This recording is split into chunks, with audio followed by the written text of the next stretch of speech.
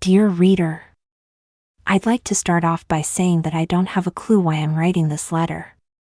Maybe I want this thing to be known to the world, or something.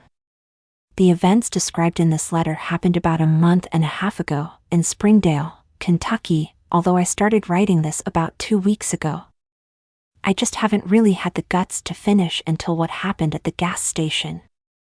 The story starts in late September, when my family went to go visit our relatives, who invited us up to celebrate one of them getting like $2,000 in some scratch-off lottery thing.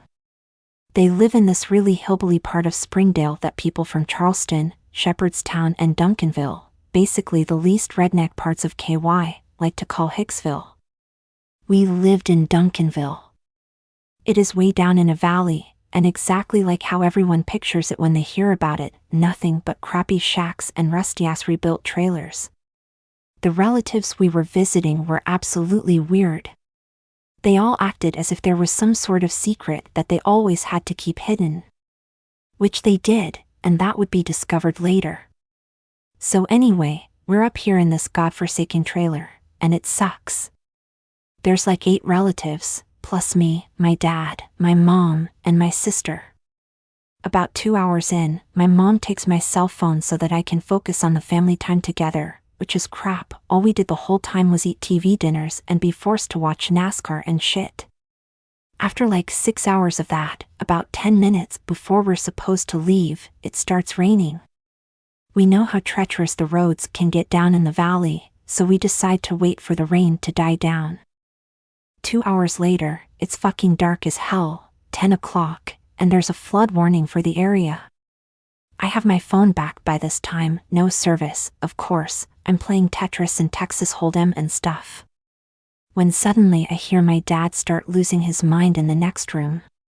I walk over, and it turns out that they let slip that they'd buried their kid, Thomas, outside, and apparently were afraid the rain would wash up his body or some other crap. The kid was like 6, he was attacked by a dog, and they never told the cops. Just fucking buried him like he was a family pet. My dad's flipping out, and rightfully so, because, you know, we live in the 21st century and all. So our relatives all say they'll sort it all out in the morning. My parents tell me and my sister to stay in the same room as them during the night, and we do. None of us really suspected that they'd killed Thomas or anything, since they're really peaceful. They didn't even own any guns except for this one old rusty double-barrel shotgun they had on a mantle. Nevertheless, we were creeped the hell out, and intended to tell the cops in the morning once we got to town. So, it was like 3 in the morning. I couldn't sleep. Power has gone out for the 5th time or so, and I'm not able to charge my dead phone. Worst part is, I could see Thomas's little grave right outside the window. Little cross on it and everything, and I assumed the kid couldn't have been buried deep at all since they were so worried about him just washing up out of the grave. So I was just fixated on it. I kept being drawn to look out the window. And then I saw the fucking worst thing in my life. Something was creeping through the trees toward the house. I stared at it for a while, but couldn't get a good look at it since it was raining and the brush was so thick. For a few minutes I assumed it was 2 really pale horses, kind of ambling through the woods side by side. But then it walked into the moonlight, and I saw that it was all one thing, like some kind of human torso, but wider.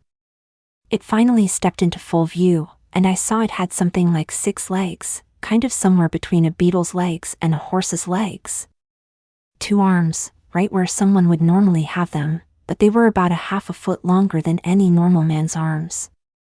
It had a bald head, but the face looked like some sort of fucking bizarre blank kind of mask, this clenched up, furrowed forehead and a nose that looked sort of like a raven's beak.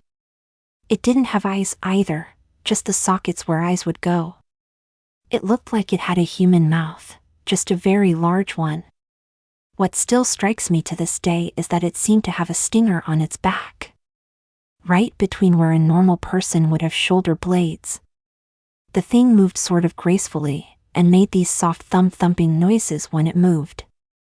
It must have been like 7 or 8 feet tall, but sounded like it weighed maybe only 100 pounds at most. It starts walking towards Thomas's grave, and then I finally snap out of whatever trance I was in, and scream. My mom is the first to wake up, and I tell her to look out the window.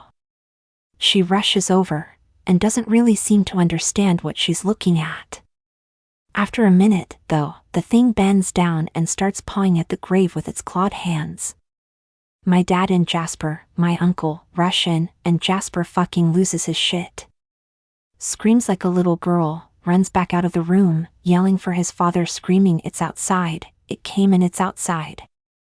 I look back and see the thing is digging furiously at the ground, kicking up huge mounds of dirt. I hear the sound of feet running around the house. I think they were looking for the shotgun.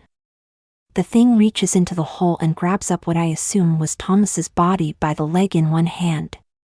The thing kind of gallops back into the woods, snapping all these branches and shit, and then that's when we all hear it. A kid crying.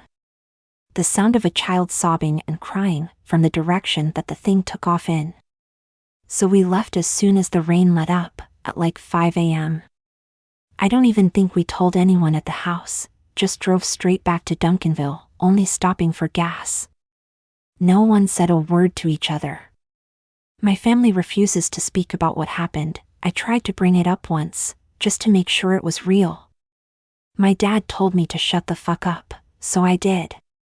I started writing this about 3 weeks after it happened, but just saved it in a school folder and left it alone. Never mentioned it to any of my friends or anything, just tried to erase it from my mind. It mostly worked, up until I went to work. See, I work at this gas station in Duncanville from 8 p.m. to 3 a.m. I work the register, keep the place clean, and take out the trash. When I was bringing the trash bags over to the back of the building for the dude in the morning to take care of, I heard what I had assumed to be some junkie kicking around in the dumpster. I yelled at whoever it was a couple of times to get the hell out before I called the cops. But as I walked towards the source of the noise, I suddenly heard those same footsteps. That soft thump-thump. Hoofs or feet, or whatever the hell they were. I turned right around and went back into the store and hid behind the counter. I look over at the outside security monitor and see some kind of movement from just off screen, something huge casting a shadow and moving. I caught a glimpse of, I don't know, an elbow or something. A pale limb, darting in and out of view. It had to have been the same thing. I waited for it to leave, and after a while, it did. I woke up behind the counter at 1 a.m. this morning. I was in complete fear of the creature that was pursuing me. But it was gone now, and now I had nothing to fear. At least for the moment. That was when I heard the cry. The cry of a child. Then there was scratching at the back door. I ran back and made sure that the door was locked, which it was. Thankfully, the back door had no window on it, so I didn't have to see what was there. I went back to the register and looked at the security cameras. A young boy, around the age of 6, was scratching on the door. His head leaned at a strange angle, and some of his flesh had fallen off. But what was even more disturbing about it was that he seemed to be growing extra limbs. And a strange pointed one was starting to jet from his back, right between the shoulder blades. I continued to cower behind the register until I fell asleep again. I woke up this morning to my boss flipping out because I was asleep on his floor. He was probably thinking I was a drug addict or something. I took the whole week off to stay at home, waiting for the creature to come back. Every so often, it does. I sit and I wait for that creature to finally have me. I have photocopied this letter and mailed it to all the people that I hold dear. You may find me dead one day, if you don't find a way to help me first. The power has been out at my house for a while, and the phones don't work. I'm going to go outside for the first time in a long time to mail these. Hopefully, it isn't waiting. I hear it now, and I may have just heard a window break. Maybe I won't get this out for a while until it's gone. Or maybe not at all, depending on whether or not the shadow looming over me is my imagination. Thump, thump.